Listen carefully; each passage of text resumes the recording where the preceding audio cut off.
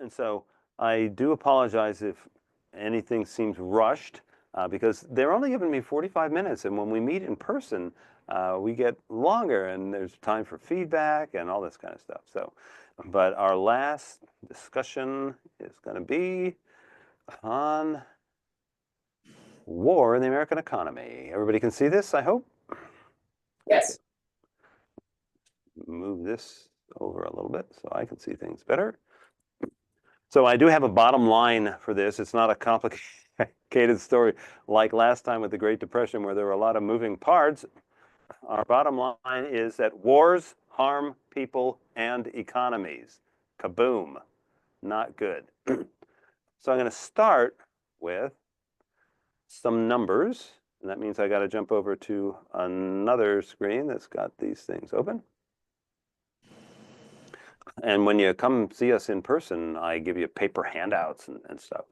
So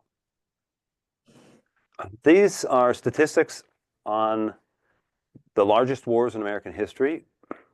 We got the population at the start of the war, the total number of military personnel involved. And what's very useful, I think, is that next column, the percentage of population that is part of the military during the war. Then we also have fatalities, and then that as a percentage of the population. And if you scan down this, there's really three wars that stick out as being huge. First one's the Revolutionary War. We were getting up to about 10% of the population involved as personnel. And the fatality numbers are way suppressed because that's only people who were like killed on the battlefield. And, the people who ended up dying of their injuries later or got cholera or something in a camp, not included. The one that really is huge is the Civil War. So total personnel in both the North and the South up in the double digits. And fatalities, look at that. That is like 1.6% of all people living in the country died in the war. And again, that's not quite counting everybody either. And then World War II sticks out. Personnel's getting into double digits. The fatalities actually a much smaller portion than they were because we were now doing more to, I guess, save lives. And we now had some modern medicine that, helped save lives as well. But now let's look down at table number 2 because we're economists and we're going to put things into economic terms. Our first column is the direct cost of the war turned into the dollars of that period. But of course, we would like to adjust for inflation. So the next column over turns them into roughly today's dollars. Okay. And then because the economy has changed quite a bit, might be even better to put it the per capita term, and I like most the last column, which takes the dollars spent on the war, puts them into today's dollars, and then compares that to the size of GDP. And you see pretty much the same pattern. The revolution sticks out, the total direct cost of that war, so that's money spent by the government on troops and guns and all that stuff, 63% of 1 year's GDP. Civil War even bigger. For the two parts of the country combined, over 1 year's worth of GDP spent directly on the war. And then World War II is 130% of GDP, so even bigger. Okay. We spend money on military things, on wars, even in peacetime. And so here's some statistics on US military spending, again, as a percent of GNP or GDP. Going back, I couldn't get a continuous series any further back than this, 1891. And what you'll see, of course, is big spikes when there's a war. And now we're looking at like not the sum of the whole, but just the military spending. And what I want you to focus in on, like, look after World War II. Peace returns. But military spending in those next few years is 5% of GDP, which is way higher than it had been back in the 1920s and 30s.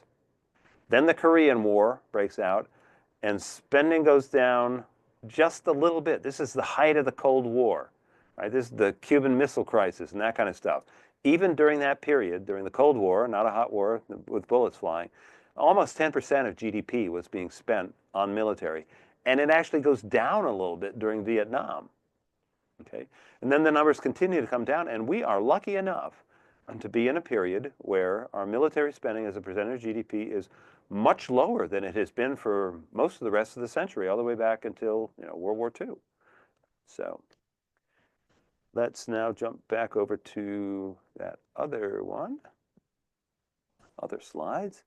And I've got some numbers here on military spending as a percent of world GDP. Here I don't have statistics going nearly as far back, but back to 1960, still the height of the Cold War. And notice the downward trend in these as well. So luckily we're living in more peaceful times.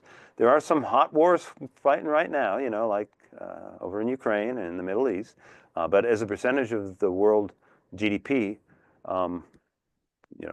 lowest in my lifetime, roughly. And I'm not that young. Okay, so the numbers we just looked at, and I can send you copies of this if anybody wants to. My email address is my last name, Whaples, W-H-A-P-L-E-S, at WFU, Wake Forest University.edu. I'd be happy to send you any of these ones that I don't have on the slides, and I can send you the slides too. But my point is that those numbers we just looked at are only part of the picture. That's direct spending by the government on the war, but that leaves out a lot of war costs. For example, destruction of capital. Things get blown up, and smashed during wars. Most of our wars, luckily, have not been fought on our own territory, but during the Civil War, that was big. And then there's also loss of human life. How could you put a price tag on human life? In fact, this is done all the time. Because, if you're spending money, straighten out a highway to make it so that there'll be fewer crashes. You got to think, how many lives is it going to take, and how valuable is a life? What's worth spending money on? And so what economists do to estimate what's called the value of a statistical life is look at situations in which people voluntarily put themselves at risk and see how much more you got to pay them to put them into a dangerous situation. So let's think of a situation where 1 in 10,000 people on this job is going to die. It's lumberjacking and trees fall on you. Actually, the rate is higher than 1 in 10,000 in that. So how much more would you have to pay people to work in a job, holding everything else constant, that's dangerous, and 1 in 10,000 people is going to die? Suppose you got to pay them $1,000 a year extra. Now, 10,000 people go to work in that job. They get paid $1,000 extra each. That's $10 million spent altogether to get people to put themselves in a situation where one of them will die. That's the value of a statistical life. People are saying, you got to pay us collectively $10 million extra to put us in a situation where one person will die. Okay? And in fact, the estimates these days are over $10 million, but they were lower back in the old days because people were poorer and life was cheaper. But if you do a calculation like that for the Civil War, people back then were willing to spend about $10,000 a year to save a life. And in today's dollars, that's close to $400,000. So that's an extra price, extra cost that we could put in. See how many people died, see how much value people were putting on those lives themselves, and then multiply it out and see what those damages are. And they turn out to be pretty darn big. There's also costs of war that come after the war is over. So sometimes veterans are given land grants. Hey, thank you for serving your country, Revolutionary War veteran. You now own some land out in Ohio, that kind of thing. We also, of course, take care of our veterans. There's health care, there's pensions, there's things like that. At their peak in 1895, 40% of all federal government spending was on Civil War pensions. That's a surprising figure.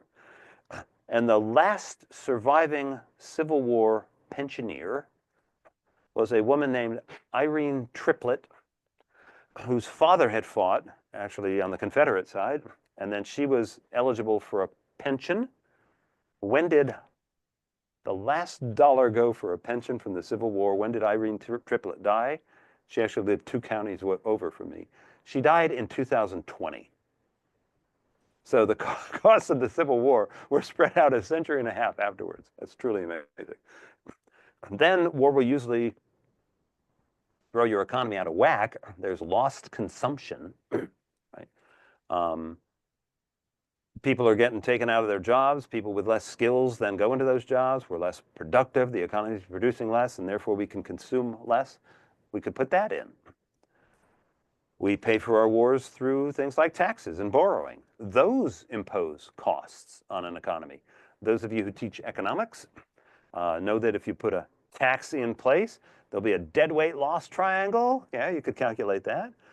Those of you who teach economics can also may have heard of crowding out, where the government borrows money and it makes it harder for, private businesses to get money, and so the private businesses get hurt by those things. So you could try to add all those things up as well. Let's take a shot at it. Okay, so I need to go over to my other set of numbers and see what those look like. Let's add some additional indirect costs of the Civil War. So we had the direct costs, and now we're going to add in things like the physical destruction. So they're up at the top. This is all in millions of $1860.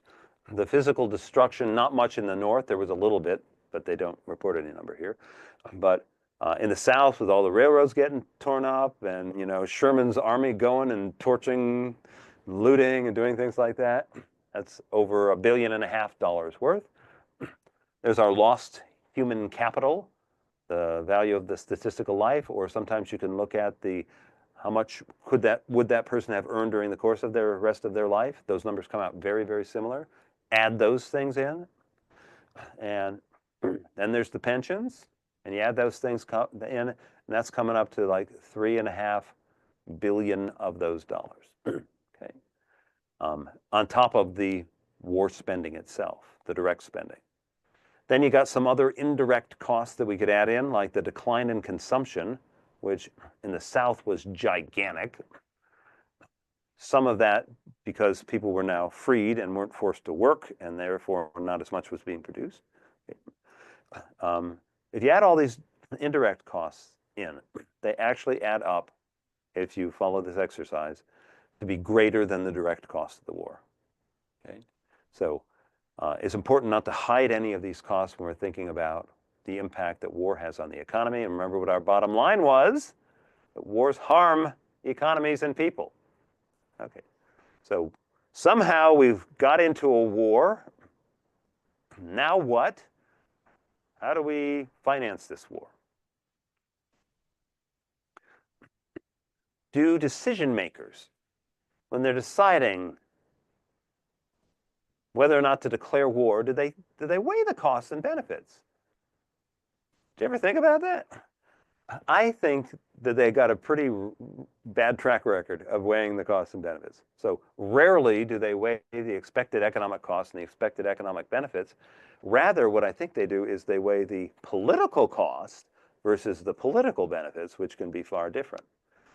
And if you are in favor of going into war, what you're inevitably going to do is downplay the costs, maybe hide some of those costs like that are in the future. You won't even pay attention to the pension costs and things, and also overstate the benefits. And of course, that happens with other government programs as well. So the argument can be made that war, like other gambles, the decision to go to war, like other gambles, can arise due to miscalculations. And we can see this clearly in the case of the Civil War. Lincoln's Secretary of Treasury estimated the direct cost of the Civil War to the North were going to be about $240 million. It turns out they were 13 times higher than that.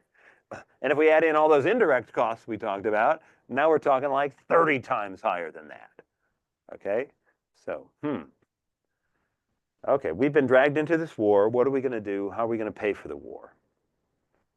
There's basically 4 major ways to pay for a war. Number one is taxation. But you don't want your taxes to get too high, because then people don't have an incentive to go out and work and invest and do things like that.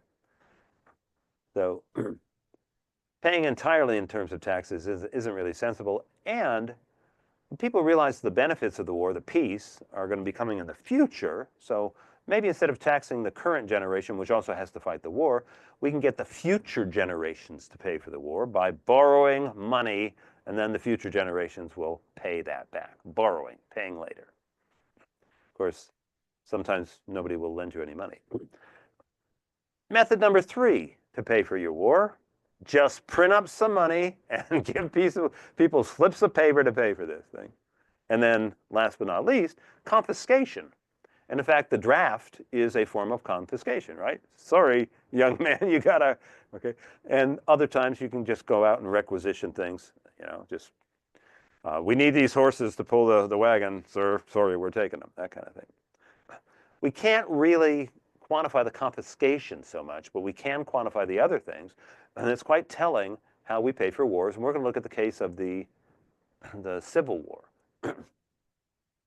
The Union began levying a series of new taxes to pay for the war. Higher tariffs, yes, also excise taxes.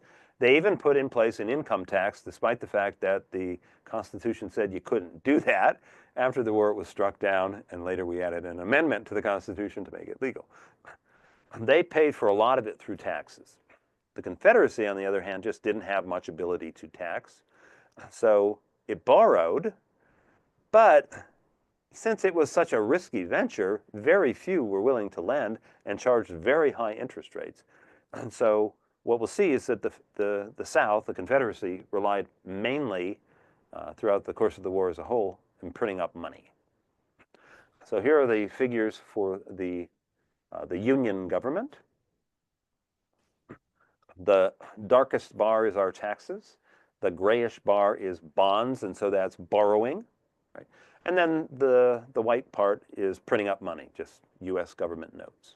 So as a whole, quite a fair increase in taxes, good deal of printing up money, but the bulk of it was borrowing money that was then paid back over the course of the next few decades.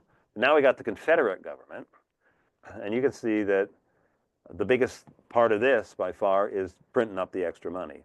They did some borrowing, but then it started to taper off, especially when people were like, no, you're going to lose the war and we're not going to get paid back. So the different strategy was necessitated by the different situations. Okay. But there is a well-known side effect of printing up extra money. We talked about this in the Great Depression discussion a little bit. There's that equation again. M, the money supply, times V, the velocity, will be equal to P, the price level, times Y, our real GDP. And if you increase the M on the one side of the equation, you're going to have the P on the other side of the equation go up a lot. You print up a lot of extra money, you're going to get a lot of inflation. So I said earlier that normally we think of velocity as being fairly constant, but the higher inflation gets, the more incentive people have to spend their money right now before it loses all of its value. When you have hyperinflation like they had in Weimar Germany, prices are doubling like every day, you're going to spend your money as fast as you can, because if you save it till tomorrow, it's worth half as much. So what we're about to see is that velocity was not constant in the Confederacy when their inflation rate got so high. So here is two series. The darker line is the price level in the Confederacy, and the dashed line is the amount of money they have. And these two things, from the beginning of the war up until about the middle of 1863, moved in lockstep together pretty much. Right?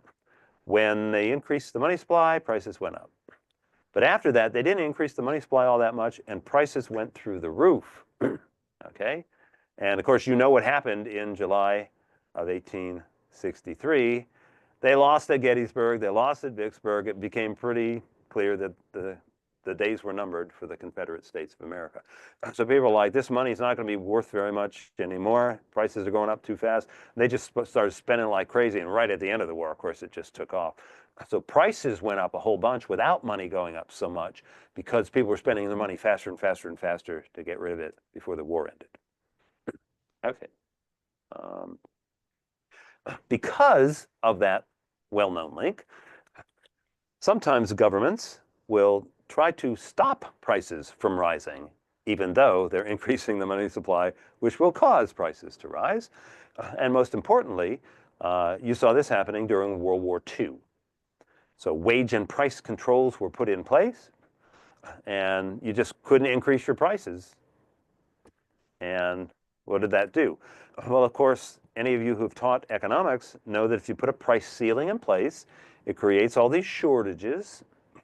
And then sometimes people do a little trading on the black market to get around the shortages.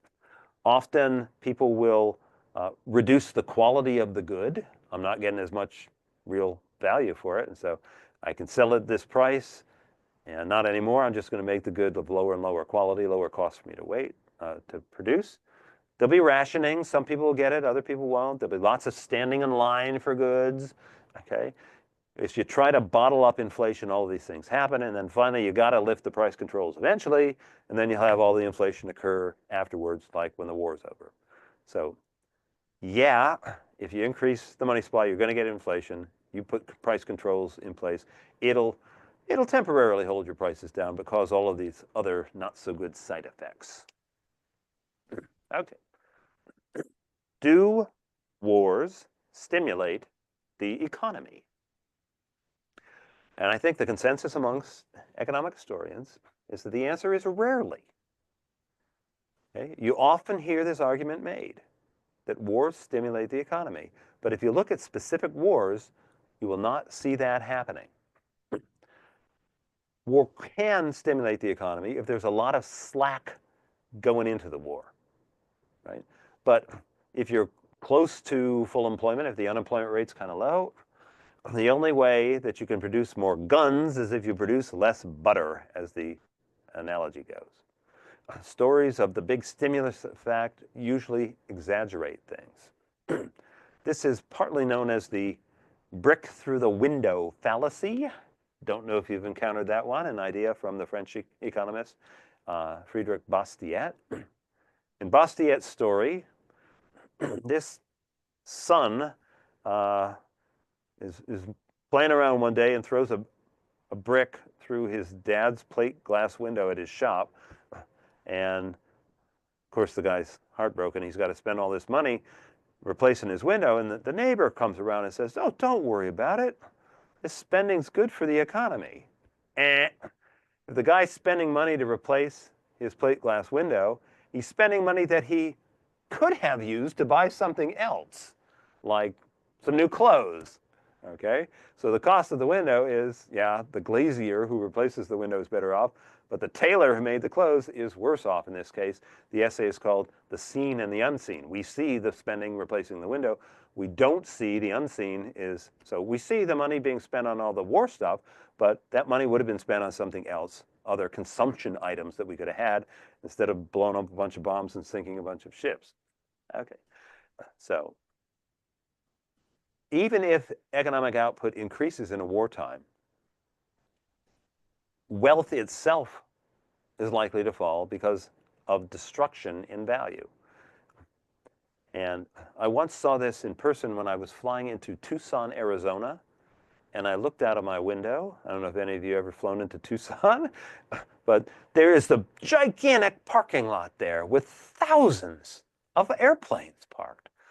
They're surplus planes from World War II, and they put them there because it's a desert, and that's a good place to keep things where they, won't rust out, whatever.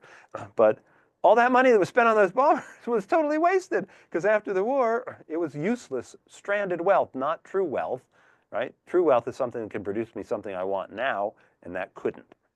Ludwig von Mises said that war prosperity is like the prosperity that an earthquake brings. It destroys things. Yes, we spend money to rebuild them, but we could have spent that money on other things that would have made our lives better and still had the things that didn't get destroyed in the war. So Does war actually stimulate the economy? Sometimes our war statistics will inflate the true trend in GDP. And in fact, the father of GDP statistics, Simon Kuznets, Nobel laureate, was asked, long before he won the Nobel Prize, by the government to put together some statistics so we could see the total value of everything produced in the economy. He was doing this during the Great Depression. They wanted some numbers to kind of know how the economy was doing.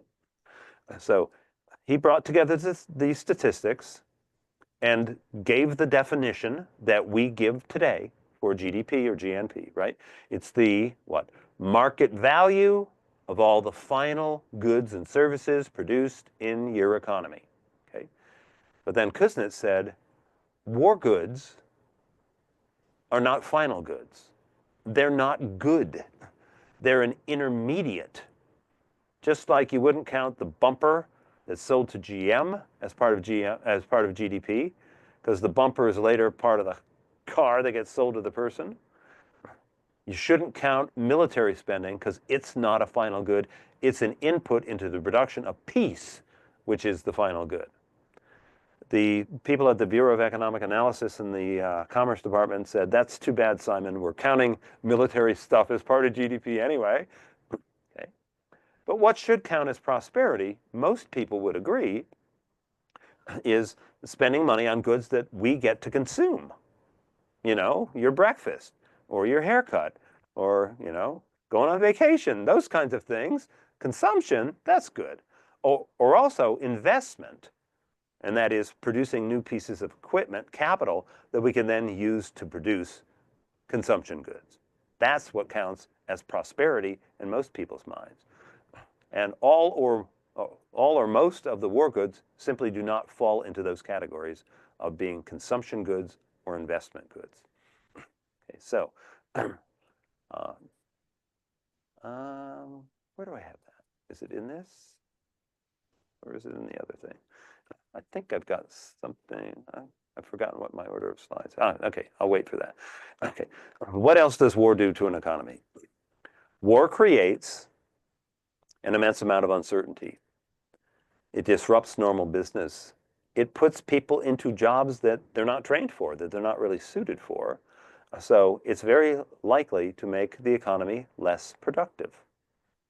Then you got to demobilize, and these people got to go back to their old jobs, and their skills are rusty, and that's not good for productivity either. So take a look at the numbers down at the bottom here. These are estimates of what's called total factor productivity growth. Total factor productivity is how good we are at taking our inputs, our workers, our capital, our raw material, and turning them into output. So let's say your total factor productivity growth rate is 2%. That means every year on average, you can produce 2% more with the same set of inputs. Your workers, capital, raw material can produce 2% more, mainly because you got better technology and you know how to do things better. Okay? So here are total factor productivity growth estimates from the period around World War II. And we're going from business cycle peak to business cycle peak so that we don't have that distortion. The Great Depression was a period of immense productivity growth, as was the era before it. The economy was being electrified. They were getting internal combustion engines all over the place, tractors, trucks, cars, and productivity growth was getting Henry Ford's moving assembly line and working out those kind of processes at your big automobile producers. Productivity was going up during the period from 1929 to 1941, according to Field's estimates, more than 2.5% a year. Then World War II hit. We took all of our engineers and scientists and we put them into war projects. Make us an atomic bomb, guys. Do that kind of stuff. Okay. That didn't hold over. That didn't spill over to the private sector and make things. Then after the war was over, those scientists and engineers got to go back to making goods and services that we want. So look at the total factor productivity growth estimate for World War II. It's less than 1% from 1941 to 48. including some post-war period. And then it picks up speed again from 1948 to 1973. So we were in the middle of this period of immense productivity growth, 2% and over 2% a year, and it deflated during the war as we had to put all the brains and stuff into doing something else. Not good for your economy in the long run. Okay. A lot of the productivity breakthroughs of World War II were fascinating, mind-blowing, like building those Liberty ships. These ships, they made in the shipyards, and at first it took them, months and months to make one, but then they figured out the process and they mass-produced them, and they could crank these ships out like in a month. Okay? Unfortunately, none of that translated over to the civilian economy anymore. Okay. Then we had to demobilize, and that puts the economy through the ringer, not once, but twice. So empirical evidence, and I'm going to show you some important. Empirical evidence suggests that every single war we've been involved in has produced a decline in American economic well-being. In the case that people always think about is, World War II, didn't that end the Great Depression? Let's look at some numbers. So, first I'm going to jump over to my other handout and look at the Civil War, but then we'll look at World War II. So my Civil War numbers are hiding over here. Here we go. This table shows prices in the Union and the Confederacy, and then real wages. And we economists know that real means you've adjusted for inflation. Okay? So you can see prices in the Union going up, and real wages, what you could actually buy from your money, going down. By 1864, we were about 23% less. You could buy 23% less with your wage thanks to all that inflation. Down south, it was far worse. The prices are going up, thousands of percent, and real wages are falling close to 90% by the end of the war. Okay, that's not surprising. That was a brutal war. But what about World War II? Let's now look at those numbers. So down at the bottom of this sheet, we've got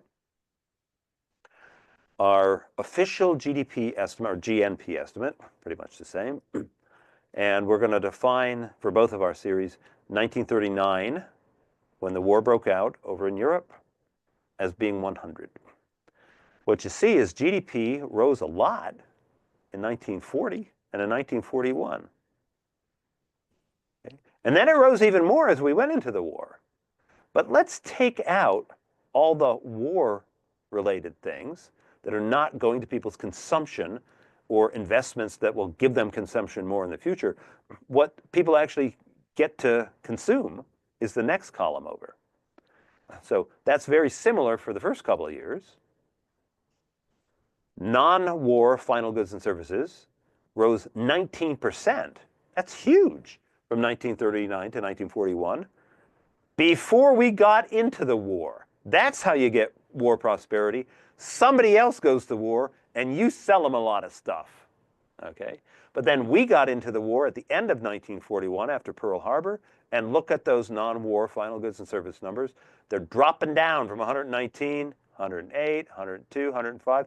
They do not get higher than they were before we got into that war until 1946, when, we start letting them make cars again and people can buy new cars and that kind of stuff. Okay?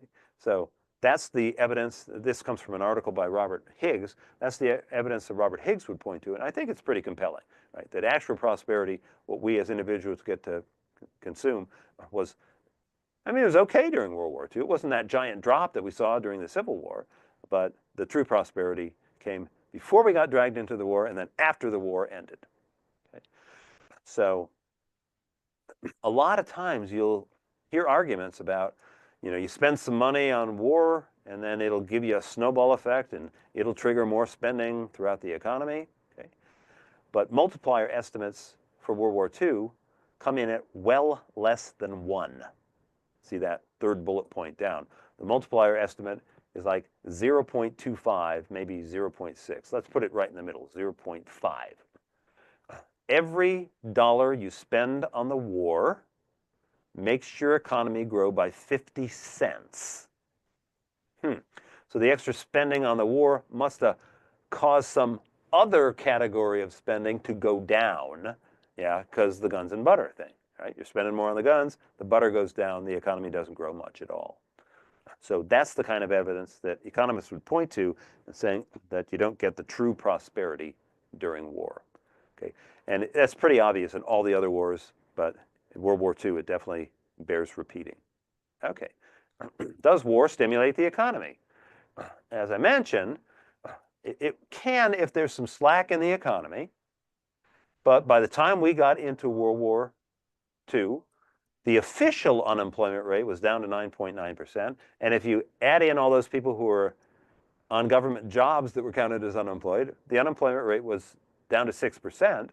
And that's actually a pretty reasonable unemployment rate. That was the average unemployment rate during the booming 1990s. So the economy was basically back up to potential GDP. And then the unemployment rate went way down. By 1943, it got down below 2%. But more than all of the new jobs created in the economy were in the armed forces. Almost 11 million jobs. And you know what? Those war jobs are not very attractive. That's why they gotta, use a draft to get you to sign up. So jobs are dangerous, as the last bullet point says. About 400,000 troops died during World War II, and there were another 700,000 that were wounded, and a lot of people returned back with, PTSD and those kinds of things. So not exactly prosperity. On top of everything I've said, it turns out wars are really bad for investors.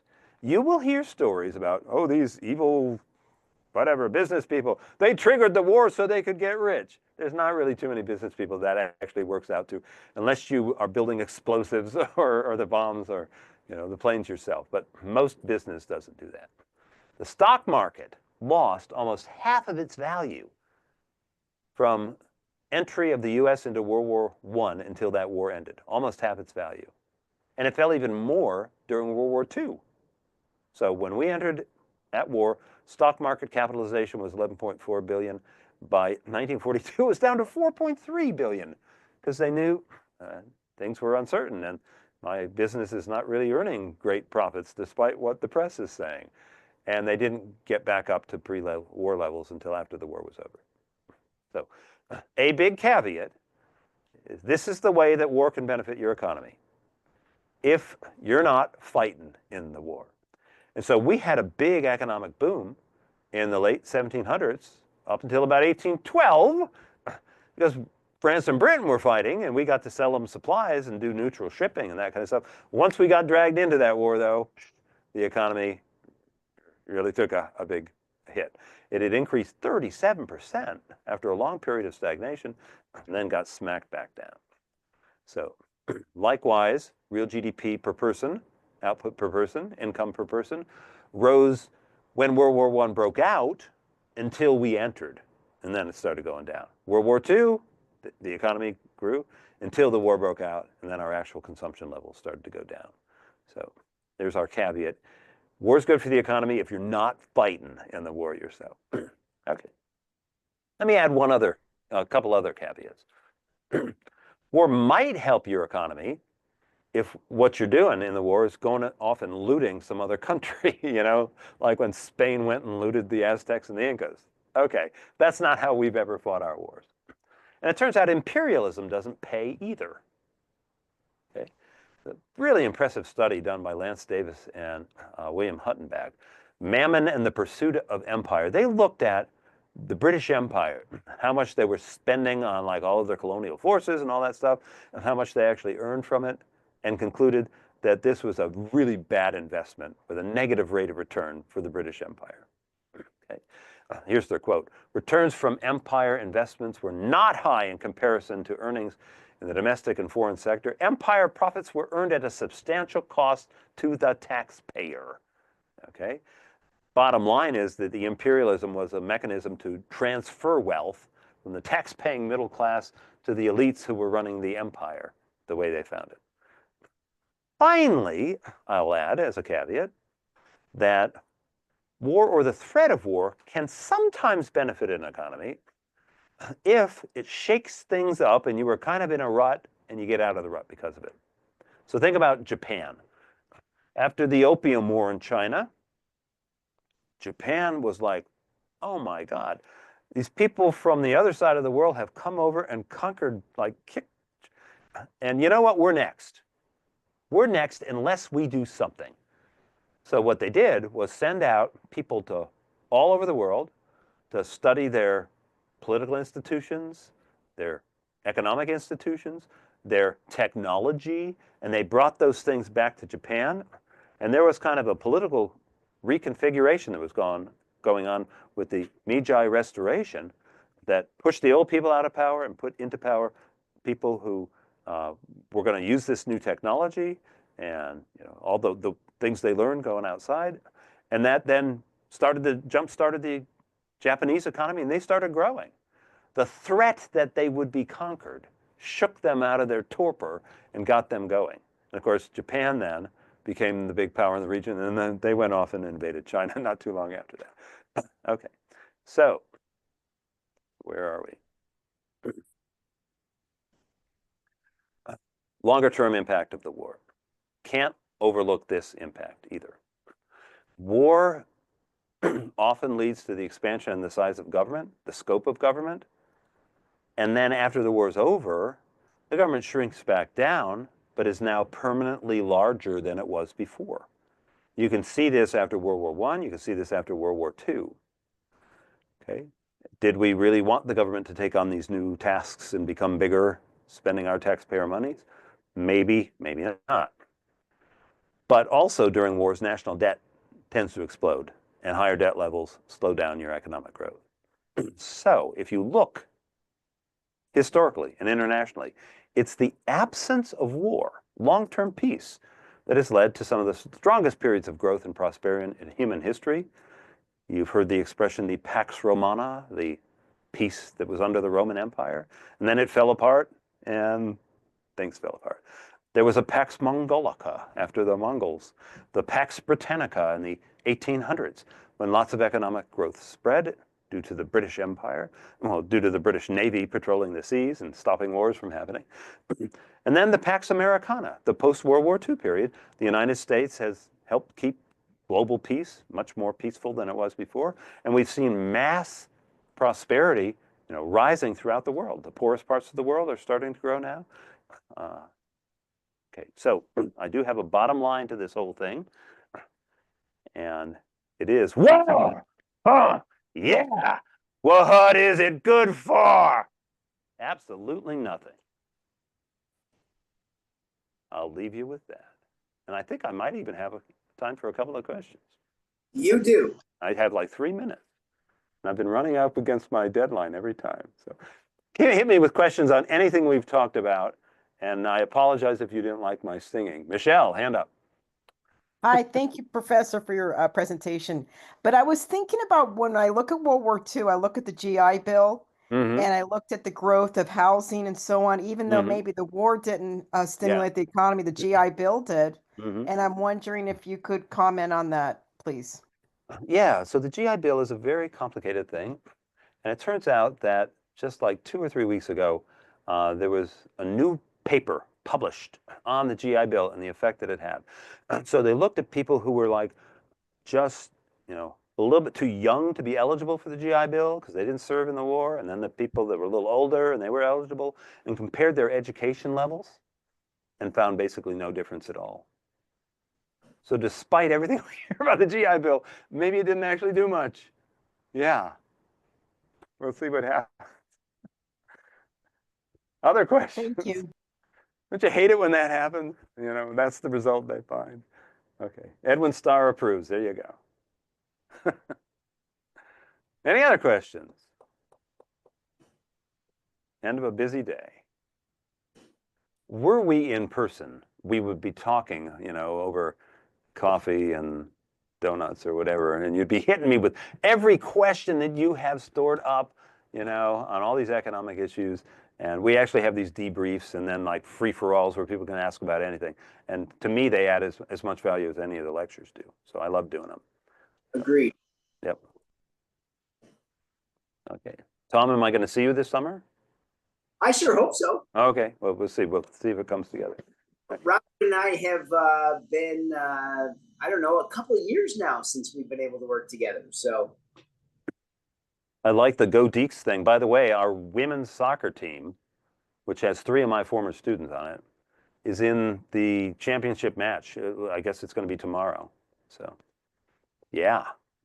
And our men's soccer team, I'm not going to say anything about our football team, but our men's soccer team is like in the quarterfinals. And so that'd be cool if both of them could win. Oh, that'd be so cool. Anyway, see. I know that Debbie has dropped the individual lessons into the chat, but FTE.org, for everybody out there, you can find not just the stuff we did today, but so much of the FTE curriculum is now searchable at FTE.org.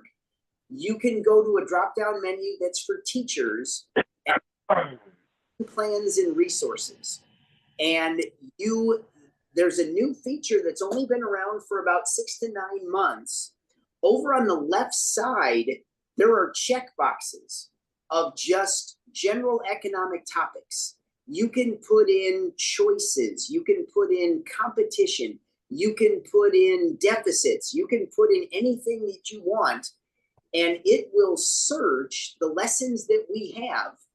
And one of the things that I think is beautiful about FTE that really got me involved with them, I went to a bunch of conferences like I know a bunch of you have, where you say, hey, can I somehow or another get a this or get a that? And they say, oh yeah, we think one would be really easy to create. And they just kind of leave you with some guidelines or whatever else. When you go to get a family's choices, the Great Depression thing that we did, when you go to get a question of trust, you can download a PDF that is camera ready to go down to your school's copy room, just push it through the copy machine, and you can go. And activities like the Great Depression, if you guys have different colored paper that you can use to separate things out, that's visually great for kids. A lot of this stuff is in there, and it's ready to go at a moment's notice. You can even go through, look at some of the other things. So like, for example, the spreadsheet that I use for Cartels in Competition or Question of Trust, it's for both games. That's not an FTE thing. So I popped my email in the chat as well. If you want to play that and you want something that will do the math for you, just hit me. I'll be happy to share it with you. The note that I want to leave on, since we're at 3:59 or 4:59 or 2:59 or 1:59, depending on where you are, is that Robert's exactly right. We offer these things because it can help people get professional development hours, and it can be a way that you can quickly on one day get a little professional development. But what we're really hoping is you've gotten a taste of what FTE can offer. And just like every teacher who taught during COVID knows, trying to do this stuff online is like trying to breathe through a straw.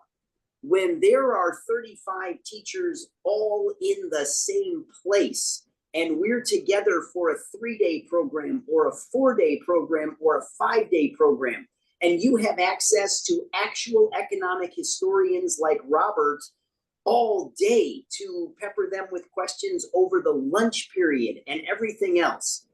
These longer residential programs that we offer to teachers can really change the way you teach. I know that for a fact that they did for me. That's why I'm still here almost 25 years later.